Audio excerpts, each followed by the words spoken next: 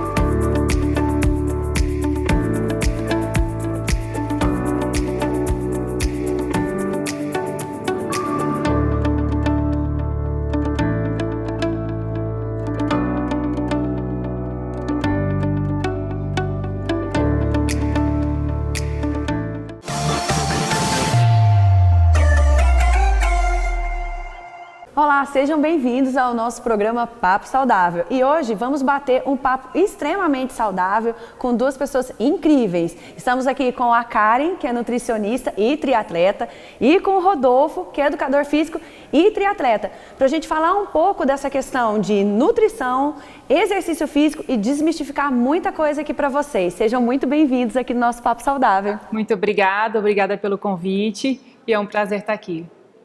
Muito obrigado também pelo convite, é um prazer enorme estar aqui, poder falar um pouquinho de esporte, de alimentação e de uma vida saudável, né?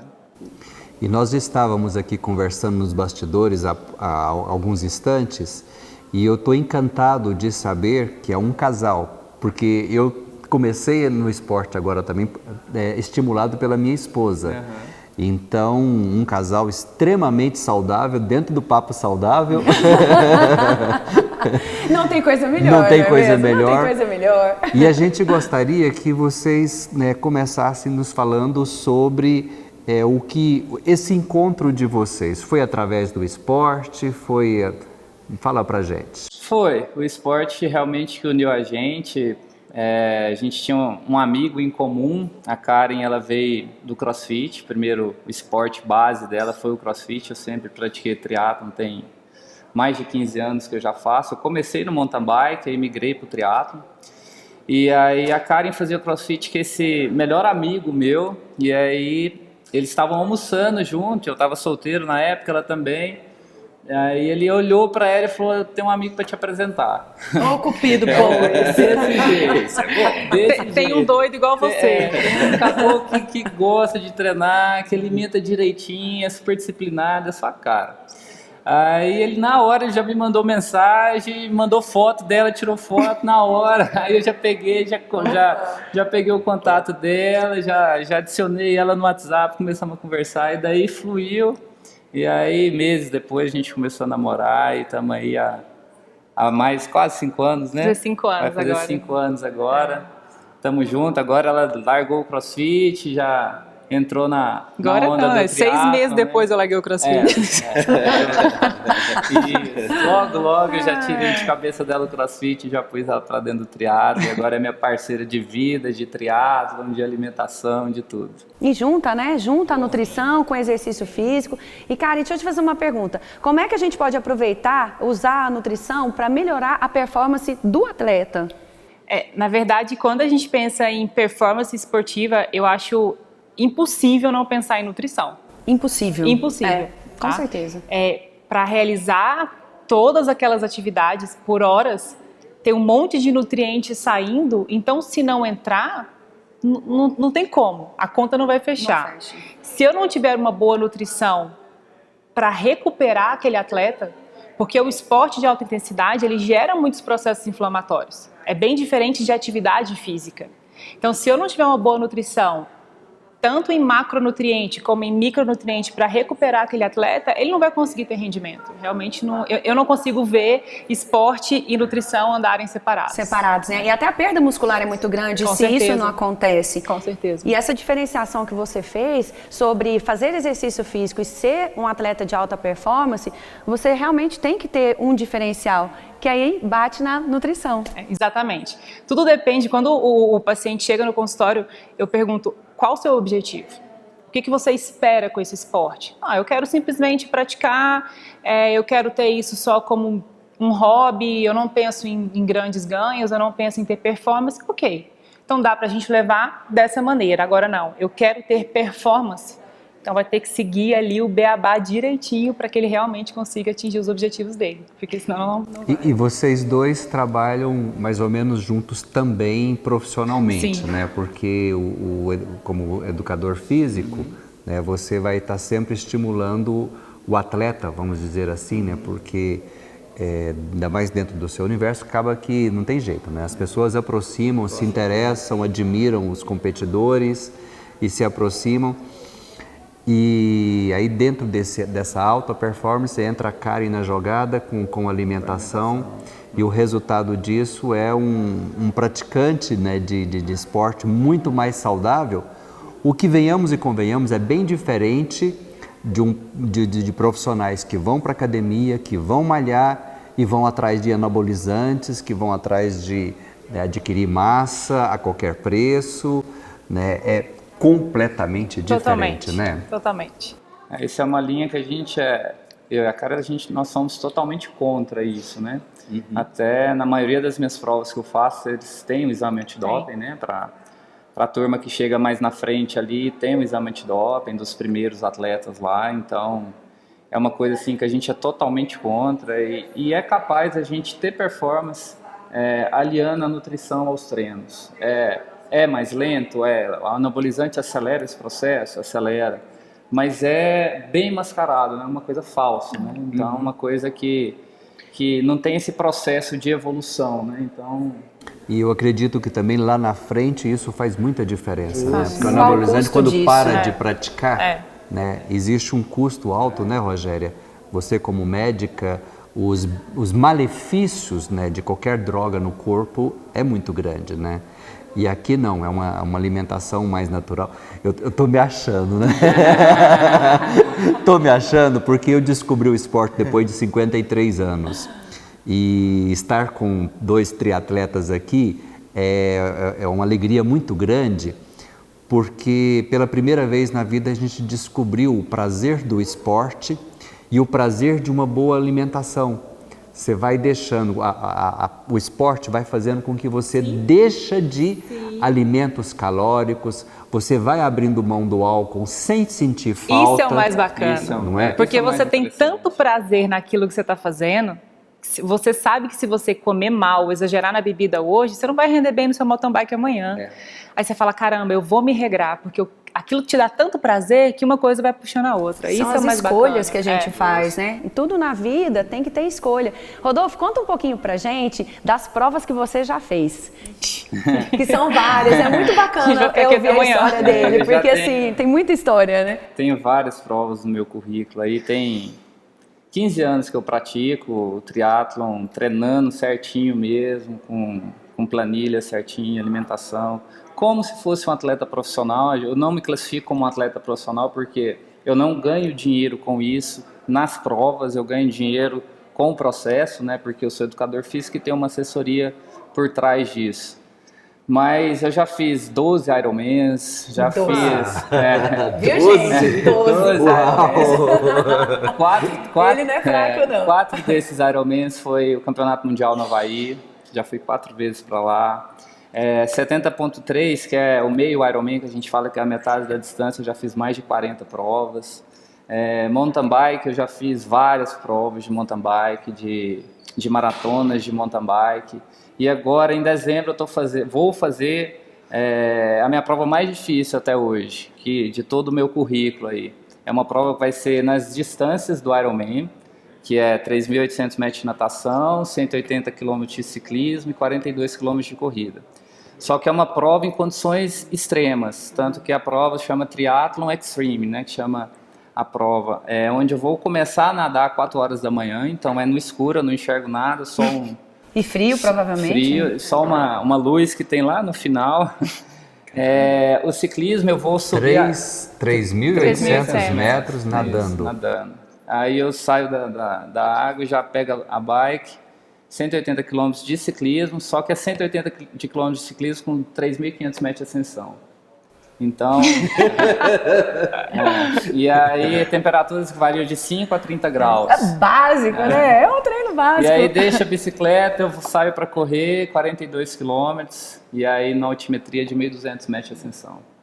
Então, assim, é bem ao extremo mesmo, uma prova bem Santa dura. Catarina, não sei Isso é se para conhece, na pouquíssimas Serra do- pessoas, né? pra Serra do Rio do isso. Rastro. Vai subir a Serra do Rio do Não Rastro, conheço, então... não. E como é que está a sua preparação para ele, Karen? O que você está preparando para ele na questão de alimentação e de aumentar mesmo esse ganho, essa performance do Rodolfo nessa prova? Quando ele entra no ciclo, quando a gente entra no ciclo dessas distâncias do Ironman, a gente tem a periodização dentro disso. Então, a planilha se inicia normalmente 12 semanas, né? 12 semanas. E a nutrição se inicia junto ali. Claro que a gente já tem uma base bem feita, porque não adianta você chegar lá... Falar assim, tipo eu agora que nunca fiz nada, Não. quero fazer essa prova. Esse né? é o grande como. Hello, problema. não pode. Mas acontece muito, esse é o grande problema. E aí a gente vai crescendo junto com a planilha. O que eu quero dizer com isso? A planilha, a periodização, ela vai aumentando em volume, vai aumentando em intensidade, que essa é a programação que ele como treinador faz. Então, lógico que a base de uma nutrição aqui, pensando no esporte de endurance, de esporte de longa duração, é o carboidrato. Então a gente tem toda uma programação. Olha que bacana, e é justamente o que as pessoas querem cortar primeiro, né? Você vê a diferença do treino de alta performance. Gostei. As quantidades que a gente chega, às vezes até assusta. A gente calcula por gramas, por quilogramas de peso de carboidrato. Então isso vai de acordo com horas treinadas. A gente vai aumentando dentro disso. Numa prova, só cortando rapidinho, numa prova dessa é impossível eu conseguir ingerir o valor calórico que eu gasto na prova. Sim. Então, para ter noção, eu não consigo comer O que você o vai que eu perder. vou perder na prova. Mas você come durante a prova? Como, Suplemento. sim, suplementa a prova sim, inteira, sim. mas mesmo assim, com a programação, então ela faz durante a prova, né? Tô só Numa prova acelerando dessa, um chega a pouquinho. perder quantos quilos? Quilos, chega a perder 2 para 3 quilos. De calorias, chega a perder. Essa é bem extrema, porque eu nunca fiz, mas no Ironman eu perco entre 6 e 7 mil calorias na Uau! prova. Isso é porque eu sou um atleta muito bem treinado, então eu trabalho com uma frequência um pouquinho mais baixa, então eu necessito um pouquinho menos de energia durante a prova. Agora, para um atleta que não está tão bem treinado, isso aí extrapola 10 mil calorias. Fácil. Porque você já tem, né, essa bagagem eu toda já de tenho treino. uma base muito Isso. forte, isso conta muito. Tem uma adaptação muito grande, né? Agora termina o resto, você tava... Não, então, resumindo, a gente vai aumentando o aporte de carboidrato, proteínas ficam ali moderadas, gorduras boas, obviamente, a gente sempre vai usar. E uma preocupação muito grande que eu tenho com o atleta, né, de Ironman é com relação à imunidade, porque o sistema imunológico fica muito desgastado por um excesso de produção de radical livre, tem um estresse oxidativo, tem um aumento de cortisol, o cortisol é imunossupressor, enfim. Então a nossa preocupação é em manter a imunidade, porque imagina ele tá chegando próximo à prova e fica doente, o que acontece muito. Porque tem uma queda de imunidade grande ali próxima à prova. Então a gente tem um aporte bem feito aí de micronutrientes, de compostos anti-inflamatórios e antioxidantes, para ir, digamos, balanceando o estrago que tanto treino faz através da nutrição e deixar isso bem equilibrado. Então, suplemento, para ser bem sincera, eu e o Rodolfo, Muito pouco. a gente usa, óbvio, quando necessário, mas assim, não é a base. É realmente ali o que não dá, né? Porque, lógico, durante uma prova, durante um treino longo, você não tem como Não tem jeito de abrir mão. comer, enfim, não vai digestão, não vai absorver, enfim. Mas a gente usa de suplemento bem pouco. É carboidrato, um módulo de whey protein quando não tem como comer, quando necessário, repositor de eletrólitos, né? Sais minerais. É uma coisa que a gente tem que deixar bem frisada também, porque quando entra para a linha de performance, não é uma coisa saudável. Exatamente. Não tem como ser saudável, porque eu levo o meu corpo ao extremo muito tempo. Então, isso não é uma coisa legal. Então, por isso que a gente pontua algumas provas durante o ano. Eu, né, por exemplo, eu não faço tantas provas assim durante o ano, porque eu sei que não é uma coisa legal. Mas para mim chegar aqui, eu tenho que ter uma alimentação muito boa. Muito boa. Prepara meses de Preparar antecedência. muito, Né? na verdade, não chega a ser uma preparação, porque a gente já tem uma vida assim. Não é. Você é obrigado a ter a disciplina. Não é um já é uma sacrifício, coisa, já é natural. nossa vida. Fazer, Já é rotina. Comer comidas boas, já é nossa rotina de vida. Então isso não é você está abdicando disso, não abdico de nada. Essa é a minha vida. Eu gosto de comer o que eu estou comendo, não é o que eu estou forçando para mim comer, um brócolis, não, eu gosto. Aprendi a gostar, na verdade, eu não gostava.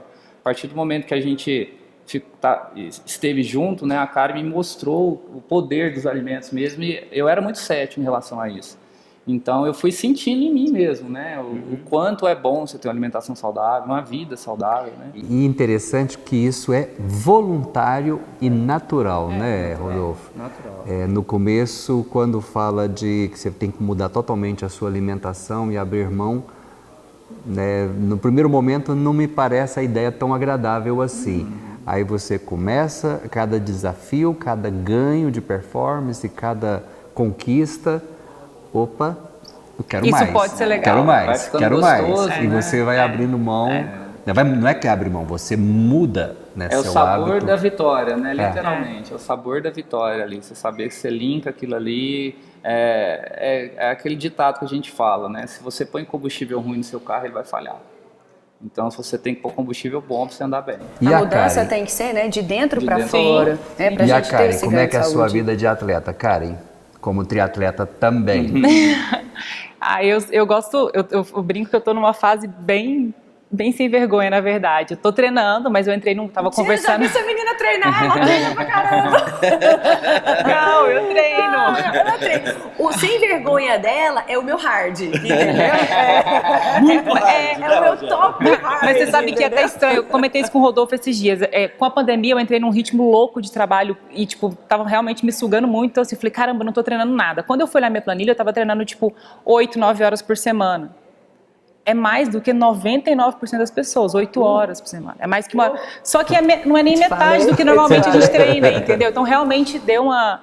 Mas no triatlon, eu já fiz, o ano passado eu fiz meu primeiro... Fiz alguns 70.3, esse é a distância de meio Ironman. E o ano passado eu fiz o meu primeiro Ironman, que é esse completo, 3.800, 180, 42. Até contra a vontade dele, né? Ele não queria ainda, queria que eu esperasse um pouco mais, mas foi muito gostoso. A preparação foi assim... Cheguei na prova... Fiz a prova que eu queria, fiquei apaixonada, feliz, satisfeita, foi realmente bem legal. E aí esse ano a gente com a pandemia, né, foi tudo, nossas provas foram canceladas, e acabou Mas estão que... retomando todas agora, né? É pro ano que vem. Pro ano que vem. Eles remarcaram, né? Agora vamos torcer para que as coisas melhorem e realmente tenha. Gente, foi um grande prazer ter vocês aqui, falar um pouquinho de esporte. Esse programa, a gente tem esse intuito de mostrar para as pessoas que a gente pode ter uma vida leve, uma vida alegre, uma vida saudável. E é mostrar essa leveza que você falou, como a nutrição descomplicada, que o Rodolfo falou, como tanto que o esporte é importante na vida da gente. Então, é um prazer muito grande ter vocês aqui no nosso Papo Saudável. Foi bem gostoso. Eu estou assim, encantado também de conhecê-los. Há pouco eu estava brincando com ela, falei, seu braço é legal, né? Você deve fazer exercício, né? Aí eu falei, a gente pratica, né? Eu faço triatlo, Ironman. Oi? Mas assim, um prazer enorme, vocês são muito queridos, muito amáveis e pode ter certeza que nós vamos conversar, eu quero entrar na agenda de vocês. Eles têm que falar depois da RD Esporte, eles têm a RD Esporte, né, que é justamente para isso, né?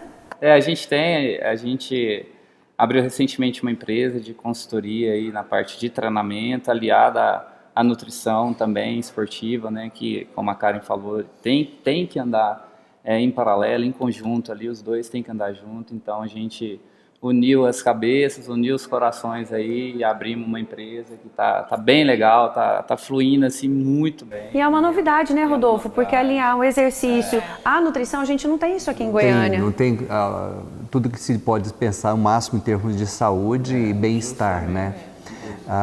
Com certeza estarei. Depois eu vou pegar o telefone e estarei lá. Vamos nos cuidar.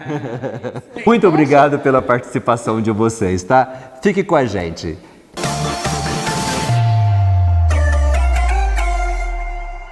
Imagine um lugar onde o único objetivo é fazer o seu sorriso mais bonito. Usando tecnologia de ponta, a Melo Clinic é responsável por milhares de sorrisos perfeitos. Especializada em cirurgias de alta complexidade, a Melo Clinic se destaca em regeneração óssea e implantes com excelência. Distribua sorrisos aonde for. Você pode. Melo Clinic, valorizando o seu sorriso.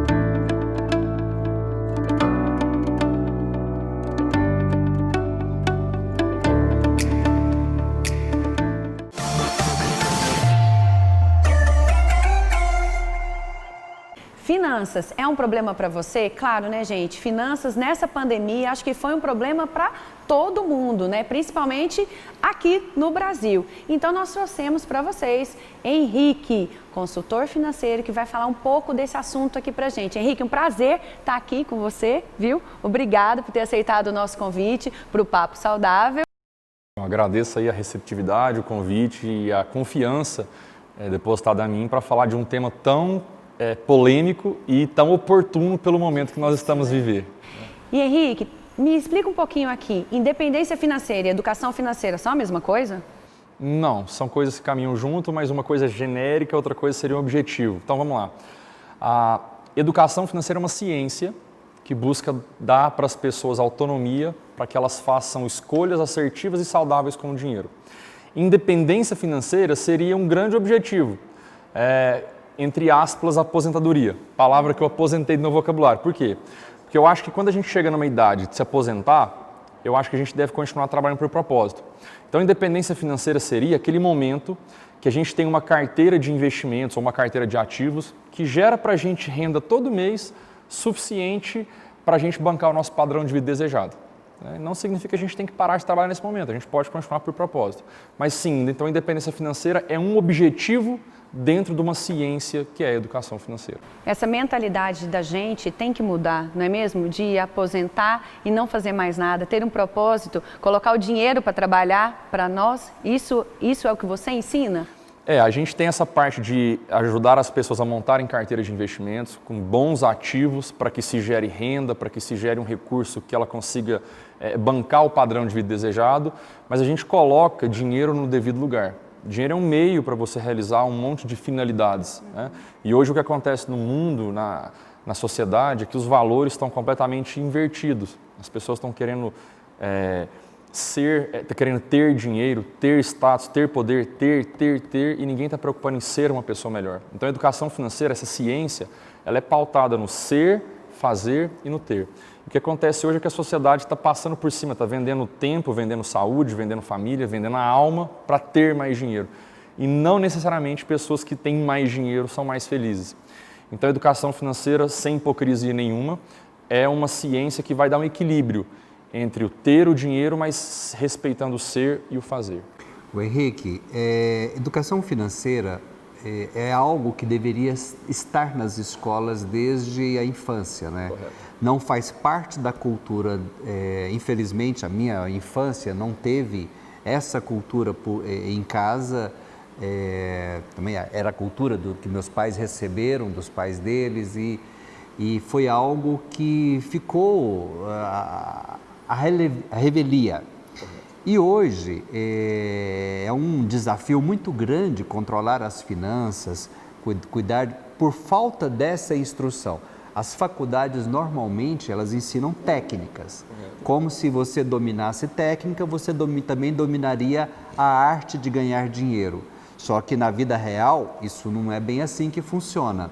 Que momento você acha que as crianças deveriam começar a receber essas informações, preparar a mente para poder lidar com o dinheiro de uma maneira saudável, não obsessiva, como nós assistimos hoje? Tá. Bom, a literatura da metodologia de SOP, que é a qual eu sou fruto, ela possui materiais didáticos que atendem crianças a partir de 3 anos. E existem materiais até pessoas de 60 anos, 70 anos. Então, existem de uma forma lúdica, é claro, materiais a partir dessa idade. Mais especificamente uma criança, para falar de mesadas, né, para falar desse tema que é dúvida de muitos pais, existe toda uma sequência para isso, mas o mais importante é que os pais precisam entender que a criança ela é uma esponjinha, que ela absorve o que os pais fazem em casa. E o que acontece hoje é que normalmente os pais estão delegando essa função de educar a criança financeiramente falando para as escolas e para os professores. E existem diversas dinâmicas e situações de finanças que acontecem em casa, na vida, no supermercado, no restaurante, que são vivenciadas entre pais, mães e filhos. E que isso é um ensinamento, é uma escola de vida muito importante para a criança. O que ocorre, como você bem disse, é que a educação financeira é uma ciência nova, é um tema, é a primeira geração que está se falando sobre o tema. Então, existem muitas coisas que são crenças limitantes ou que foram sendo passadas de geração para geração que hoje não faz mais sentido. No final das contas, a gente quer que a criança absorva comportamentos saudáveis com o dinheiro. E existe uma porção de coisas que se pode fazer em casa e na vivência familiar e uma porção de coisas que a gente condena. E que muitas coisas estão sendo feitas por aí. Então, objetivamente, respondendo a sua pergunta, a partir dos 3 anos, os pais já conseguem trabalhar o tema educação financeira na vida das crianças. E como somos pais, né, Rogéria? Onde é que a gente encontra esse material para levar para os nossos filhos? Não, passa mais tempo com a gente, que a gente tem toda uma esteira para dar esse curso, né? A gente tem palestras e cursos para poder dar esses ensinamentos, né? E a gente tem todo o enquadramento para falar disso. Só de mesadas, por exemplo, tem um livro que é a tese de doutorado do meu mentor, que tem 8 tipos de mesada. E aí tem um jeito, a hora certa para você começar a dar mesada, tem um valor certo para você administrar, de acordo com cada família, de acordo com cada poder aquisitivo.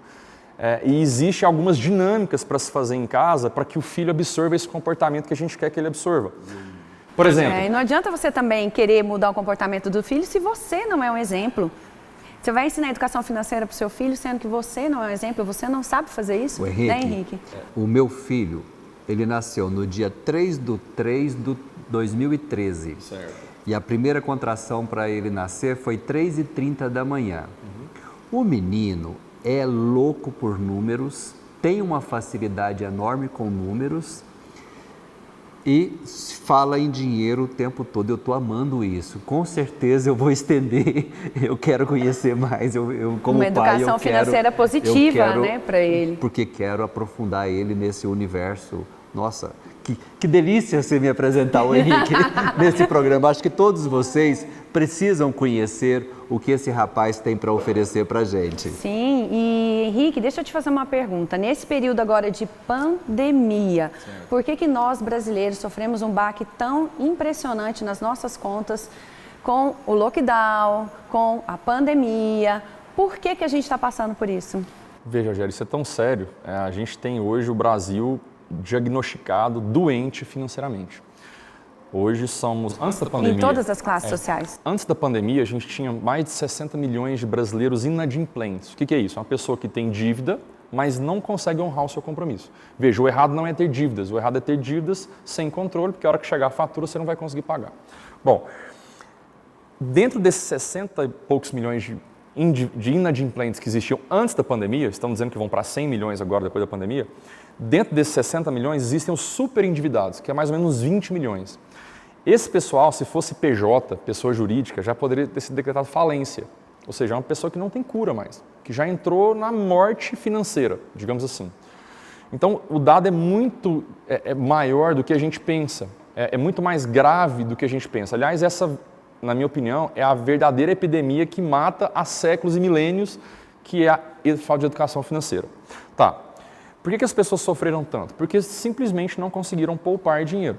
Então veio a pandemia e pessoas que ganhavam 3, 4, 5, 6, 10 mil reais por mês há vários anos, todos os meses, passaram fome na pandemia. Dependeram de ajuda familiar, tinham que comer em casa de parente. Porque mesmo tendo esses salários bem acima da média do brasileiro, não conseguiram juntar dinheiro.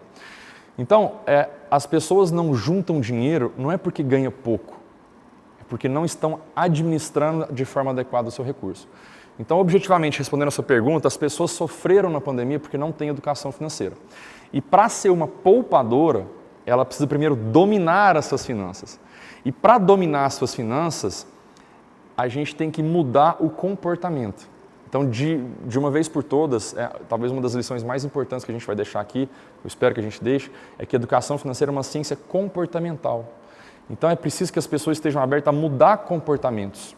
E para mudar comportamentos, muitas vezes nós precisamos mexer no que ela está pensando. E aí a gente já está entrando numa esfera que eu estou defendendo no meu mestrado agora, que daí é a educação financeira emocional, onde a pessoa tem que se conectar com o propósito, daí de novo volta o ser, fazer e o ter, porque se ela tiver uma mentalidade podre, igual a maioria das pessoas tem sobre dinheiro e finanças, uma crença limitante nesse na sentido. hora que eu precisar mudar o comportamento dela, ela não vai conseguir. E até na parte mais técnica, que é onde eu atuo no meu dia a dia, que é ajudando pessoas a montarem carteiras boas de investimentos, quando a pessoa vem com esse câncer lá de trás, com essas crenças limitantes ou com esses pensamentos pesados sobre dinheiro, isso vai impactar negativamente na carteira dela. É impressionante.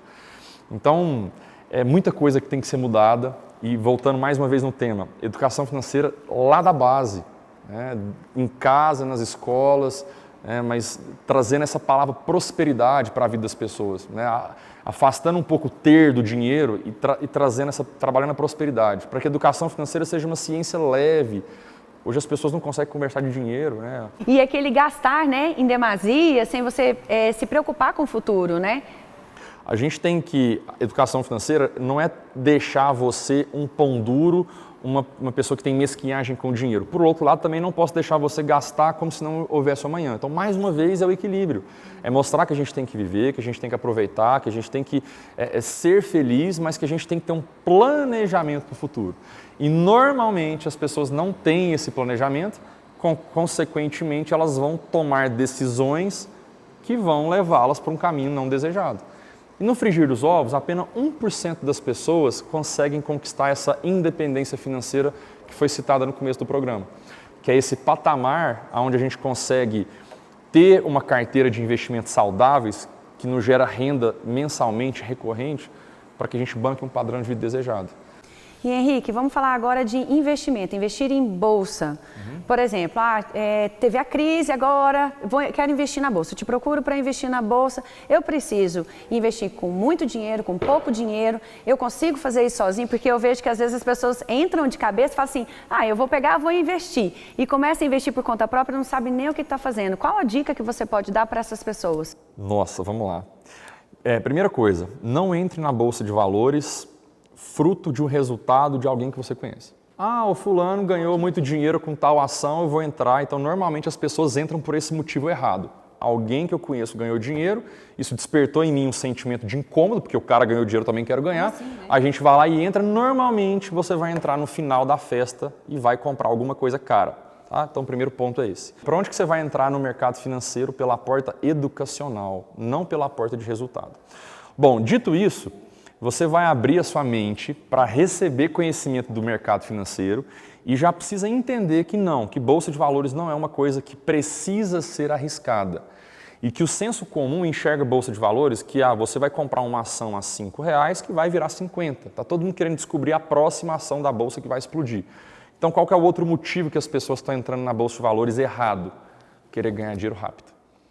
Não existe almoço grátis, né, que a gente costuma falar. Então, a Bolsa de Valores, ela sim é nada mais que um ambiente eletrônico onde você pode negociar ativos, cotas de fundos imobiliários, comprar ações, vender ações. E é muito útil, principalmente num cenário que nós estamos vivendo agora de Brasil, onde a taxa Selic é 2% ao ano, que é a mínima histórica para patamares dos brasileiros. Isso impacta no seu bolso diretamente. Juros baixos faz com que o seu dinheiro no banco seja pior remunerado. Então, sim, as pessoas precisam abrir a cabeça para a tese de renda variável. Mas aí, existe um monte de coisas que ela precisa aprender e absorver para que ela monte uma carteira saudável. Não faça sozinho. Olha só o tanto que a conversa vai ficar técnica agora para você ver o ambiente que é o meu trabalho todo dia. Eu vou citar só 3 profissionais que são o centro do meu trabalho. O primeiro deles é Nassim Taleb.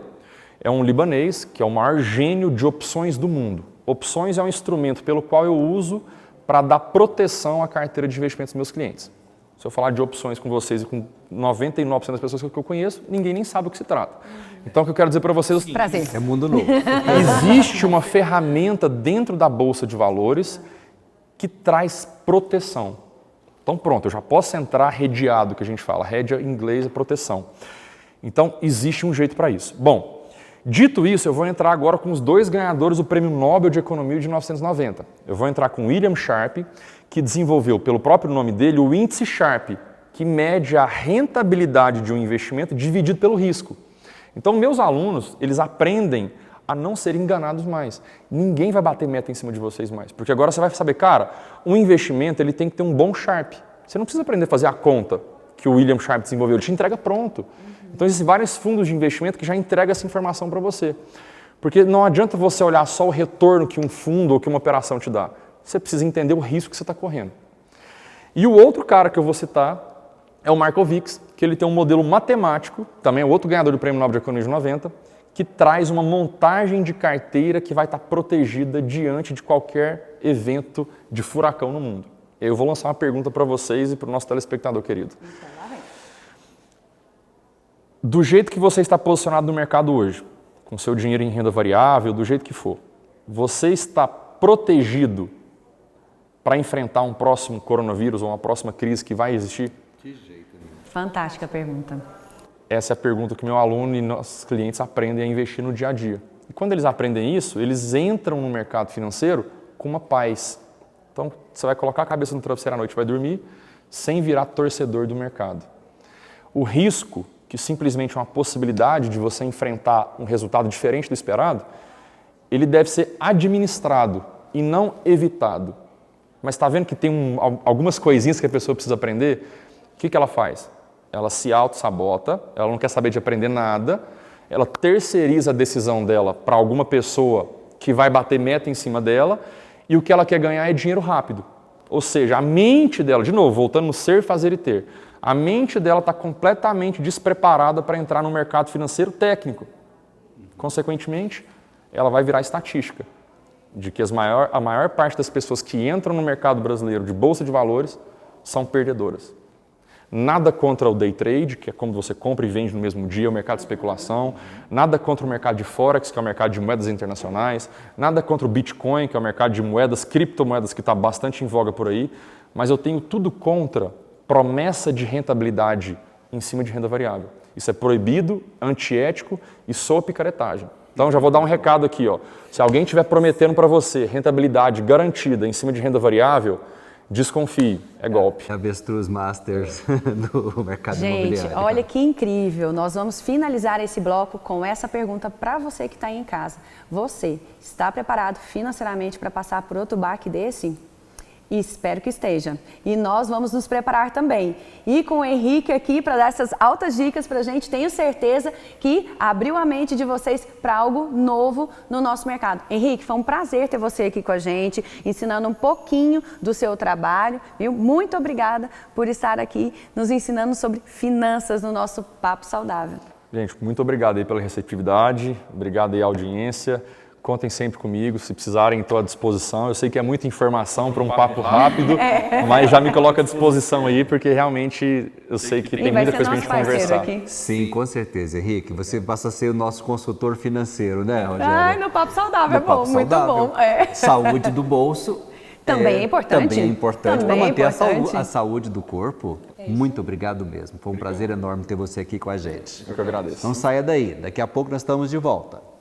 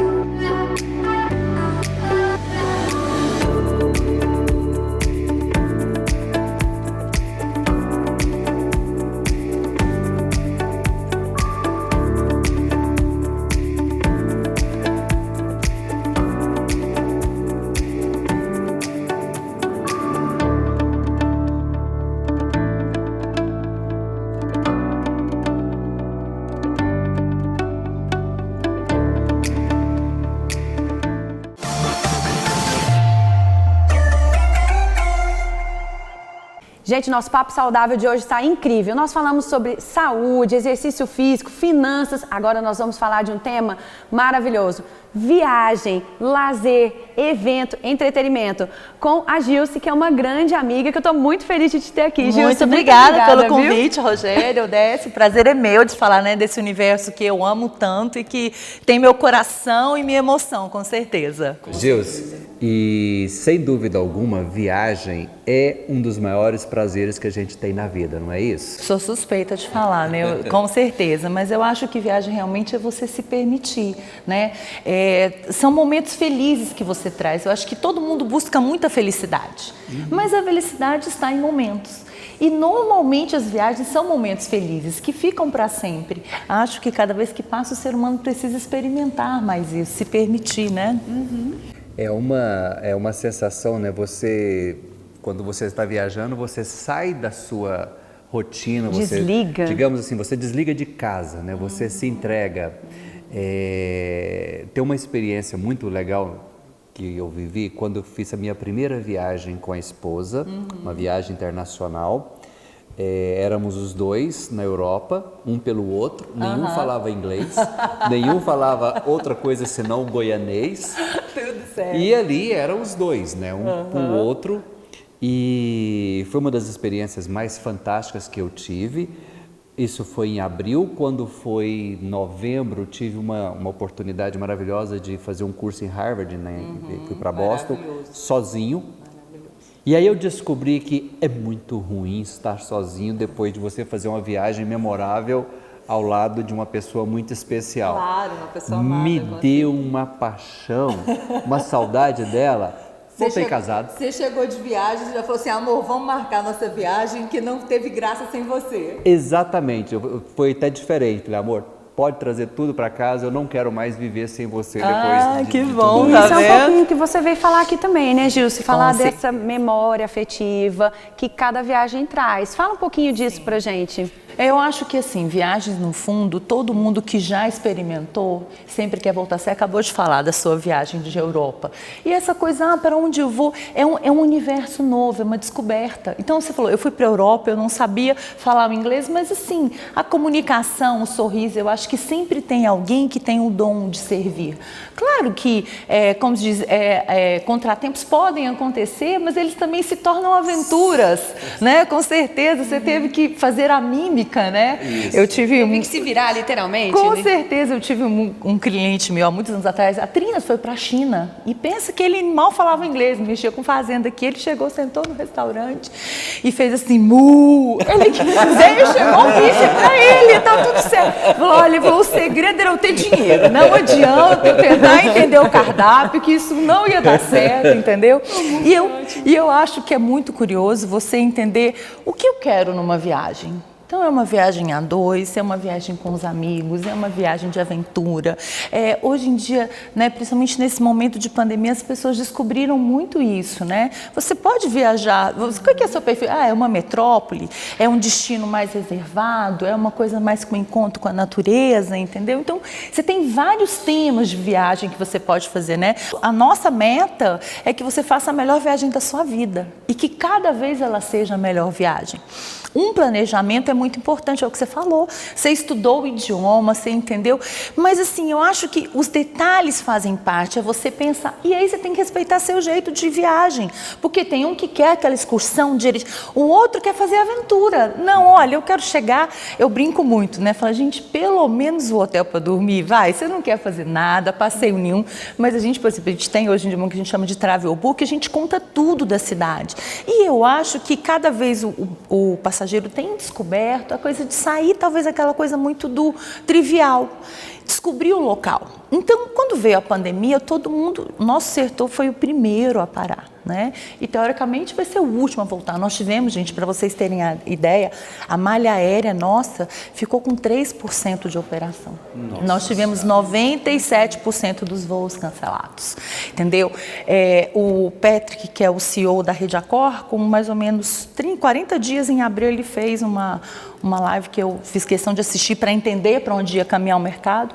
Dos 410 hotéis que a Rede Accor tinha, só 20 estavam abertos. Só que agora a gente já está aqui, em outubro, e já temos 91% dos hotéis de rede reabertos. Nós já estamos falando de 127 leitos. Então, quer dizer... Nova fase. É nova fase, novo momento, entendeu? Existe aquele desejo, daquela pessoa que ficou em casa, né? Já não aguenta mais ficar em casa, quer Pelo viajar. amor de Deus, deixa... Claro que a gente ainda passa por um momento assim, e eu acho que quando foi meio de março, que tudo acontecendo, eu falei, gente, como vai ser? Porque eu brinco que o nosso segmento não era pergunta de 1 milhão, era de $1 bilhão. O seu segmento, o segmento da arte, né? De música, sim, teatro, trabalho com eventos, com show business. Não, e a Gilce faz isso. Eu muito trabalho bem. também Trabalha com isso. show também. Foi assim, foi muito assustador. Mas eu lembro o seguinte, quando eu falei, gente, mudou o jeito de voar com o 11 de setembro. Você concorda? O 11 de setembro, antes do 11 de setembro, você não preocupava em tirar o sapato? Se tinha raios? Não. Então, peraí, mudou no fator segurança. E agora? Agora vai mudar no fator higiene. Como vai ser, o que vai ser, ninguém sabe ainda. Mas todo mundo teve que vir com a reinvenção. Então, assim, né, o turismo lançou no Brasil o selo do turismo responsável, que é a questão da higienização. Então, protocolos de segurança. Mudou muito, gente, o jeito. Os hotéis hoje estão com ocupação de 50%, 60%, entendeu? A limpeza, não faz mais uma limpeza com você dentro do quarto, você tem que estar fora. Se você fizer a opção de a pessoa não entrar no seu quarto, ok, ele deixa, você programa o horário, ele deixa os lençóis e a toalha na porta do seu apartamento. Olha, tá não certo? sabia disso, olha que bacana. Porque tipo essas assim, informações são muito válidas. Sim, por exemplo, a questão de hotel, mas e o all inclusive?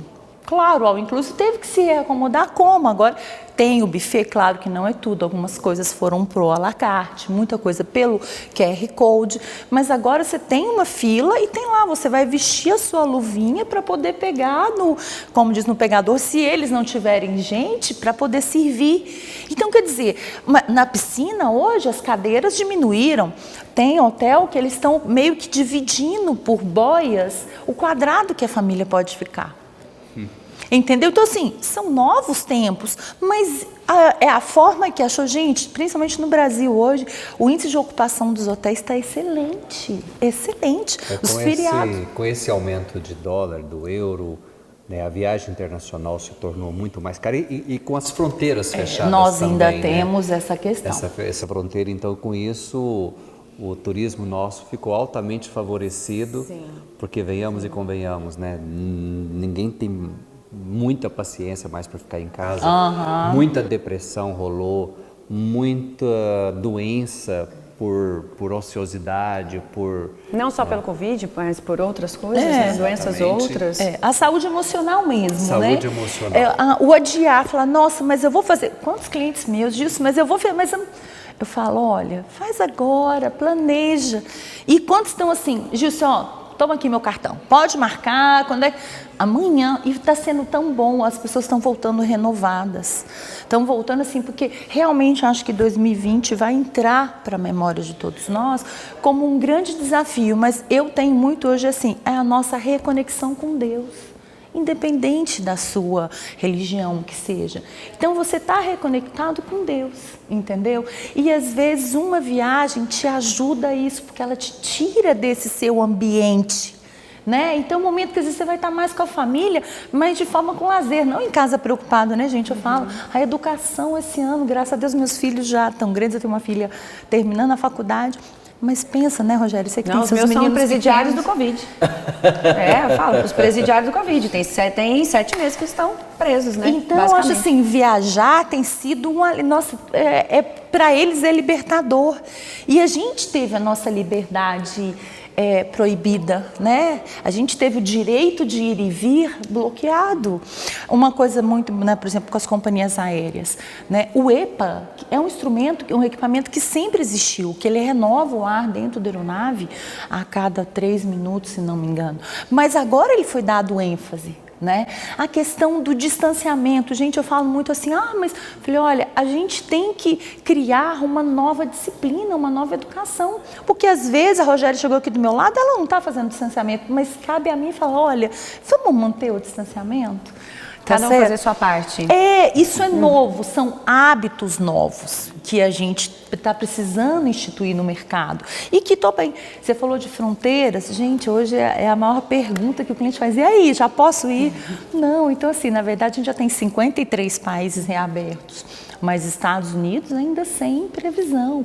Estados Unidos tem um problema mais sério. Você pensa o seguinte, a Embaixada Americana fechou dia 17 de março. Todo mundo que tinha agendamento só estão remarcando. Se você entrar hoje para agendar, você só tem vaga em março do ano que vem para poder renovar seu visto. Entendeu? Caribe, você já consegue fazer Cancún, consegue fazer Punta Cana, mas não são todos os destinos. Europa, você pode entrar pela Croácia, você pode entrar pelo Reino Unido, mas fazendo quarentena de 14 dias. A pergunta que eu quero fazer para a gente finalizar assim com chave de ouro, viajar está seguro? Dentro das novas normas, sim. Então, a questão do distanciamento nos voos, a questão da hotelaria, é muito importante você escolher, principalmente, o que eu quero nesse momento.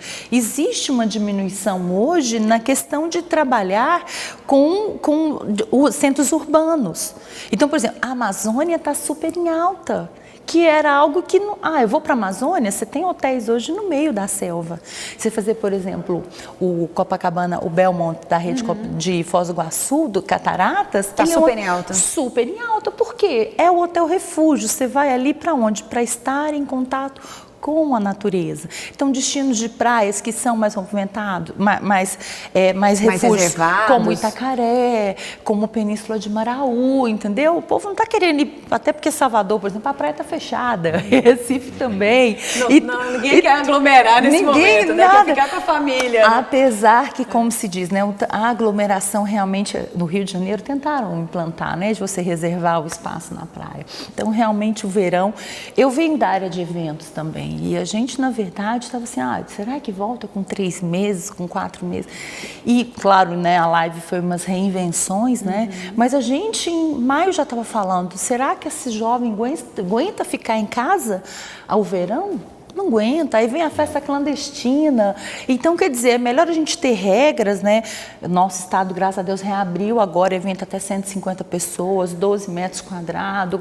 A gente tem que adaptar a nova realidade, porque também é uma indústria que está parada, tem muita gente que depende disso. Então, alguns segmentos... Só que a gente entende que é novo também para todo mundo, né, gente? Tanto para o... Eu falo... desafio, o medo, a insegurança também, porque a doença ainda está aí, é grande, né? Na verdade, mas eu achei bacana você falar isso, assim, dessa questão de com segurança e com responsabilidade, né, a gente pode ir voltando esse segmento. E se você se sente bem, né, Rogéria? Eu acho que no fundo também você tem que estar tranquilo, no sentido de assim, eu tô ciente das normas, eu consigo cumprir elas, eu vou, entendeu? Se não, é melhor você continuar em casa, ou não, eu vou entrar aqui num carro.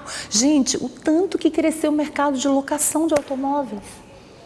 Porque a pessoa que não quer fazer o avião, ela entra dentro do carro e vai andar. Tudo bem que a gente, né, tem um pouco dessa dificuldade, a distância que a gente está a 900 quilômetros do mar mais próximo, entendeu? Mas é uma viagem diferente também. Então, assim, eu acho que é descobrir como eu estou feliz, entendeu? Isso vai me fazer bem? E normalmente tem feito. Eu acho que nesse momento a gente buscar momentos felizes, né, que tragam memória afetiva, que a gente resgate, né, fazer viagem de visitar a família, né? Quantos estão aí que... Gilson, uma coisa bem interessante que eu percebi, pelo menos eu vi isso, né? Ou pelo menos isso aconteceu, as famílias voltaram a se encontrar. Se antes a ideia era viajar com desconhecidos, com novos amigos, né, eventos, de repente se redescobriu o prazer de voltar para dentro de casa, para dentro da família, se descobrir e fazer essas viagens, sim, né, dentro do seu ambiente familiar. Sim, né? sim. Até porque, assim, é uma forma, todo mundo enfrentou uma pandemia juntos. Então, nesse momento, continuar juntos, mas trazer momentos de descontração, depois de tanto estresse que a gente continua. Para o nosso amigo, a gente fala, a gente vai estar tranquilo quando tiver a vacina. né? Mas enquanto ela não chega, como é que a gente faz para administrar? E é o que você falou, as famílias estão resgatando isso, porque principalmente, às vezes, as crianças sempre estão ali, né? A gente tem um controle, mas filho, quando cresce, Não tem controle, né? Como é que a gente faz? São adultos, né? Então, o que acontece? Mas tem filho, olha, não, vamos viajar, mas como assim? Já, porque eu brinco muito que assim, até os 17 eles vão bem. Aí, deu 17, você tem que começar a levar um amigo. Só volta depois que casa. Mas eu estou assistindo filhos de clientes meus com 23, 24, voltando a viajar com os pais. Entendeu? Porque, né, eu falo aquela música, né, da Ana, que é muito boa. Sorri e abraça os pais enquanto estão aqui, que a vida é trem-bala, parceiro. E a gente é só passageiro prestes a partir. Então, eu acho que esse resgate que está acontecendo também está sendo muito interessante, entendeu? Que a gente Que legal. E a gente vai finalizando esse nosso papo saudável, né, com essa música incrível, com a Gilce, com esse depoimento maravilhoso aqui pra gente. Gilce, muito obrigada. Era realmente o segmento que a gente queria trazer aqui para mostrar para vocês que estão aí em casa. Eu agradeço o convite, foi um prazer estar com vocês, desejo muito sucesso e acho que é isso, acho que a gente precisa ter uma vida saudável e o Papo Saudável foi ótimo para isso, eu que agradeço. Gilce, muitíssimo obrigado. Hoje, um dia bem diferente, um dia que me faz ficar muito feliz, porque nós discutimos sobre saúde, esporte, finanças, né? Tudo que a gente precisa, ter saúde, ter dinheiro para poder Viajar. Eu adorei, eu acho que a sequência foi perfeita. Foi bem chave de pensada. ouro, não foi? Muito obrigado e até a próxima semana.